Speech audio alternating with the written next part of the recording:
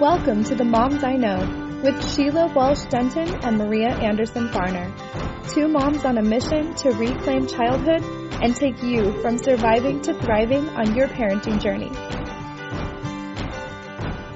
The Moms I Know is your go-to source for motivation, inspiration, and resources, and real conversation about motherhood and parenting with intention.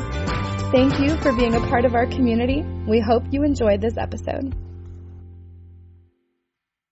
I would maintain that thanks are the highest form of thought and that gratitude is happiness doubled by wonder. G.K. Chesterton. Hi, this is Maria. And this is Sheila. And we want to welcome you to the Moms I Know. So today we wanted to talk about the fact that so many families are dealing with so much stress right now. And here we are in October 2020, and we've kind of finished up our 3 seasons, but there's just so much going on right now that we felt that we really needed to have a discussion around how we are processing this information. Just the West Coast dealing with unbelievable fires, the Southwest with hurricanes and flooding, our political climate, the coronavirus continuing. In fact, numbers are going back up again in so many states, and the level of stress and exhaustion that people are dealing with is really overwhelming. And here we are heading into this time of year with so many celebrations coming up. It's usually a time of year when we talk about the wonders of the season, and however your family celebrates this, fall and all of the celebrations that come with that and the beginning of winter. We really wanted to address this, how to keep protecting our children's sense of wonder and to look at how they're processing all of this. You said that so beautifully, Maria. Just really brought it together because it is true. We are stressed right now. I'll speak for myself. I am holding a lot. I'm holding a lot for my children. I am holding a lot living in California and dealing with the fires so closely and dealing with everything you just said, the political, the collective pressure that we're feeling right now. And yet this is a time to be a guardian of childhood. This is a time to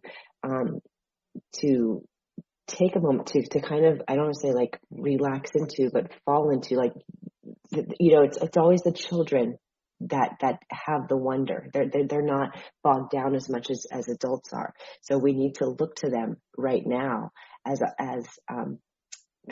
our beacons, a little bit of light so that they can show us what is that wonder. And so the piece that you said about the gratitude and the wonder, that really struck me as something that I need to think about and be grateful for this time in a way so that I can find the wonder, because I really need to find it and I really need to show it to my older children who are, in that almost adult stage. I have I have a student who's a freshman in college who studied at home. He's missing all of that, that sort of stuff of being a college freshman.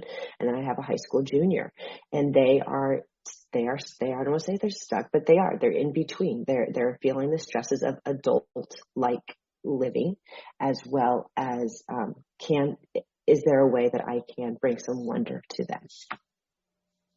I love the way you said that there are beacons of light.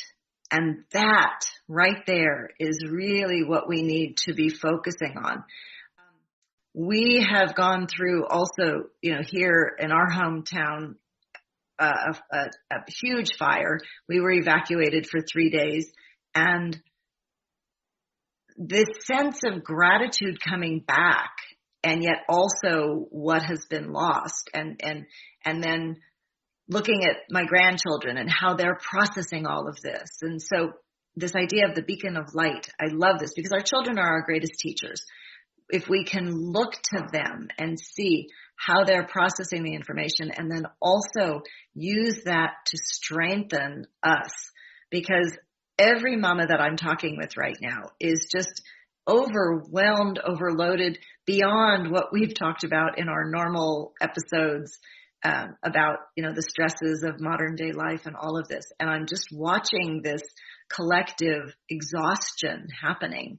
And, when one person said, well, when we went into this, the global pandemic, we thought, okay, this is going to be for a few months. And now here we are 6-7 months, and we see sort of no end in sight right now. And so our children have to be our guiding lights. They have to be our strength in this time. We have to do what needs to be done for the sake of the children. We have to get up. And we've talked about this many times before, but now more than ever, we really need to look at this through the child's eyes. Here in Montana, in our town, just recently, fairy houses appeared in this little river glade. It's a little park along the river. And these fairy houses appeared. And, this gift to the children of Bozeman.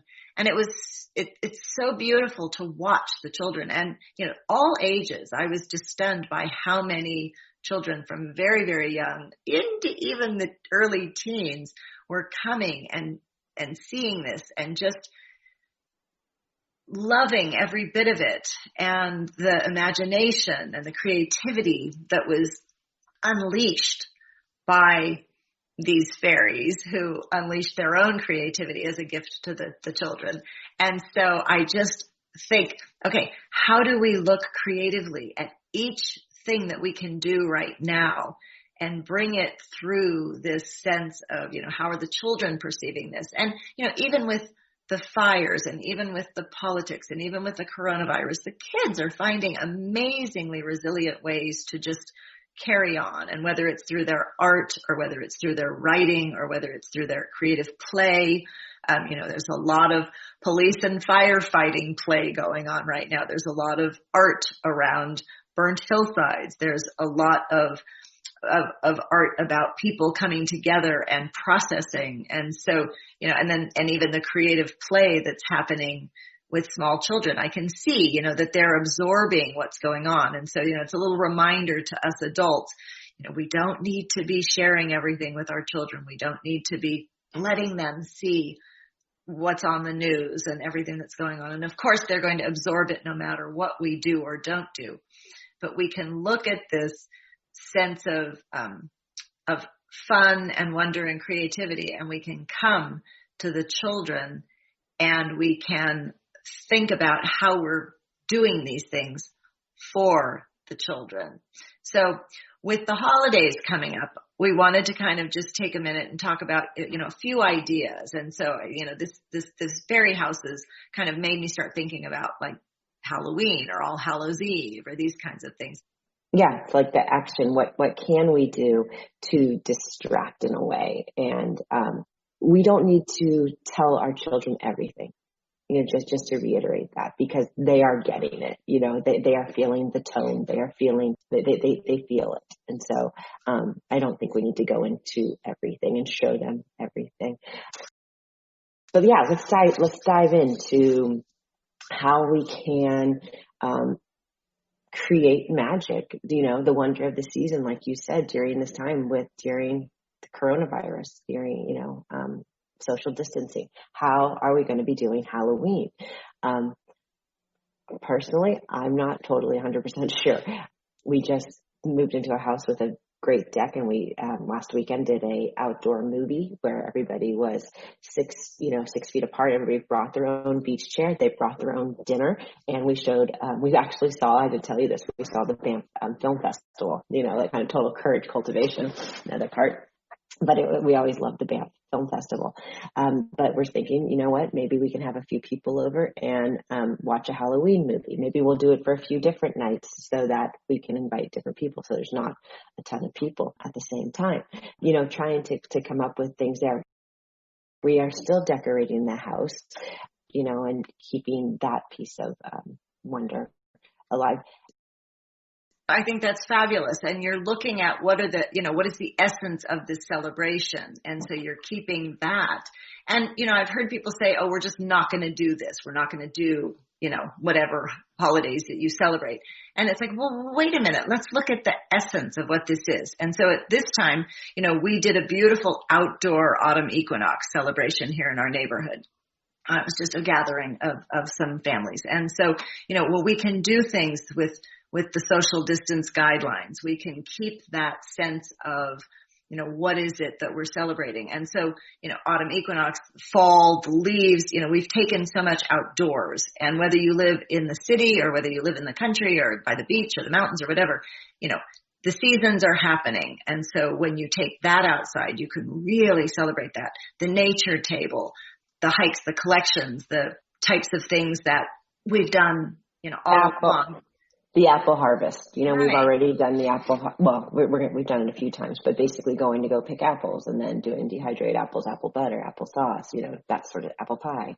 Yeah. Right. And the pumpkins. I mean, I was talking to a mom the other day and she said all of the harvest celebrations are still happening. Mm-hmm. So, taking advantage of those kinds of things, thinking about, if you celebrate Halloween, what is the essence there? It's this getting out. It's whether it's the costumes or not, but it's also this little bit of scariness. And so, decorating the house, telling the stories. If you can go out for an evening walk just to see kind of the different, I think people are going to enjoy the decorations and then maybe, kind of tailor it accordingly. So there's those things that we can bring in, like even just a spooky evening twilight walk, or, for the very young children, or the pumpkin moonshines, the carvings, the turnip lanterns, thinking in terms of like Waldorf education, some of the activities that you can do around these celebrations. Now, obviously, in certain parts of the country, people are going to be very sensitive about fire. So we might want to be substituting, little tea lights that are electronic at this time instead of the lit candles or the lit lanterns. So we have to look at everything that people are going through. In other areas of the country where they're dealing with different types of weather, things might have to be more indoors, but you can still create these kind of scenes or tableaus that represent what this celebration is about. And then, of course, heading into November with Thanksgiving, family celebrations may be smaller, but what is the essence? We are giving thanks. And at this time, we have to just be grateful for the small blessings that we have. And that's going to be a huge range for all of our listeners.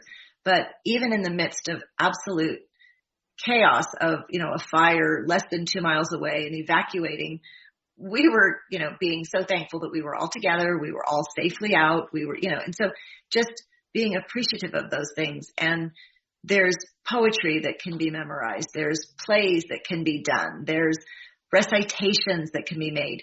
Maybe Thanksgiving will be a virtual Thanksgiving with family and friends this year, but your children can prepare little things to share with the aunts, the uncles, the grandparents. And so, those types of things are still all possibilities. Yeah, I love that. I was going to talk about the poetry recitations because that was something that we did on, Thanksgiving and everything. And so it's like, yeah, you can keep up what you used to do, and then give it a turn and bring it closer. And so I do think there is space and there is possibility here, and it's a time to also just to observe, to observe what's going around, to observe the natural world, and to sit as well. To just be still. I think for kind of a self-care for mom, for parents right now is to really just take your own time to be still. I know I am needing that in this. I feel so, there's so much to do, but then stuck because I'm overwhelmed with so much to do. And so I'm learning to just sit, and that is feeling really, really good. So yeah, Maria, you just had really great ideas there. And I think it's, people can listen to some of our past episodes for a little bit more, for more specifics to get inspired. But I think it's really about nature right now. It's really about the change of the seasons. It's really about the trees going bare, some of the trees going bare, and talking about that and really getting ready for, what we're going into, because politically and, and winter, preparing for winter. And can you touch on, you were saying what you're reading to, your grandsons right now? Because sure. Read aloud too. This is another thing for reading aloud. This is a great time to start to read aloud to your children.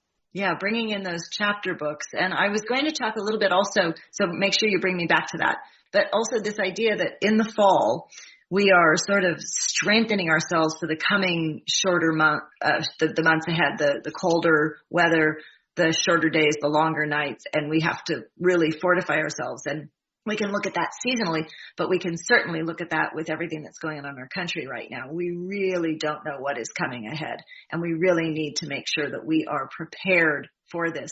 And so I'm glad that you mentioned this, taking time in stillness.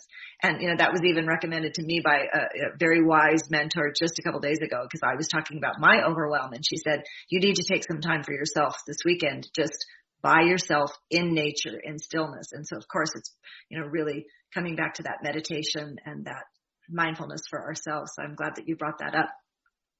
And then I'll go back to, so I've pulled out, the oldest grandson is really ready for the chapter books now. And so I pulled out the Little House on the Prairie series. And so we're reading the Little House in the Big Woods. And then I've been kind of skipping ahead to look at the next book saying, are we ready for this one yet? But looking at Laura Ingalls Wilder's brilliance of bringing this, her family's story of this, sort of westward movement and very strong self-sufficiency, and looking at all of the things that she went through as a child, which were pretty huge events. I mean, even just this isolation of living in this little cabin in the woods that they had built completely by themselves and being very self-reliant. So there's the isolation, there's the making sure that they have enough food. There's when they venture out into the prairie, there's the prairie fires, there's the uncertainty. I mean, there's lots of different things that she dealt with as a child.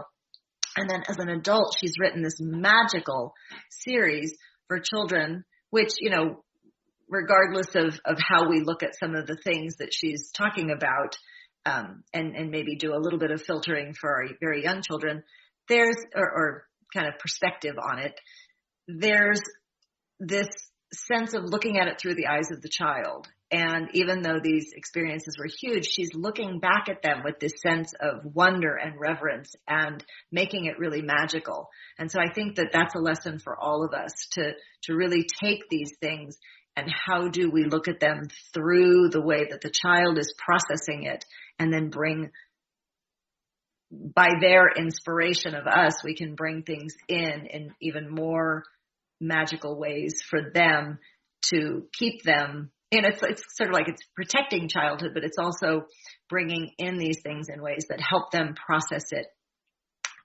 with their youthful enthusiasm and excitement. And so it's been really fun to be reading these stories again with my grandchildren now, because I read them, of course, with my children, and watch the excitement. And even the 3-year-old is so into these stories, and he's saying, oh, read that one again. Read about, when Pa heard the voice in the woods, and read that one about when Pa's playing this game. And so they want to hear these stories over and over and over again. So I'd love to hear you talk a little bit more about just the magic of storytelling.